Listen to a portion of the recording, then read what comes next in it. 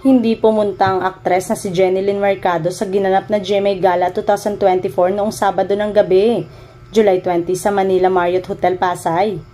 Hinala ng ilang netizen, may kinalaman ito sa hindi pa nare-renew na kontrata ng aktres sa GMA.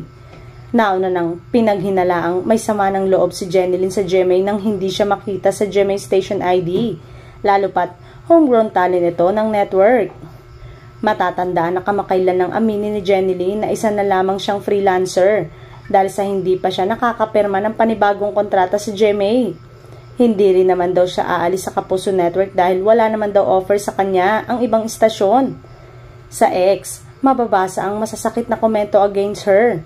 Pero may follower din na nagtatanggol at nakakaintindi sa ginawa ni Jen.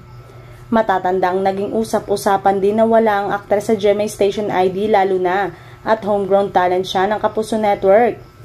Naloka lang talaga siguro ang ilang netizen dahil kung ang lahat halos ng Kapuso celebrity ay nagpapabonggahan sa kanilang black and white gown, con todo hair and makeup pa sa red carpet at sa mismong ballroom ng GMA Gala. Pero si Jenilyn ay isang brand ng chichirya lang ang pinost at flinex sa kanyang IG.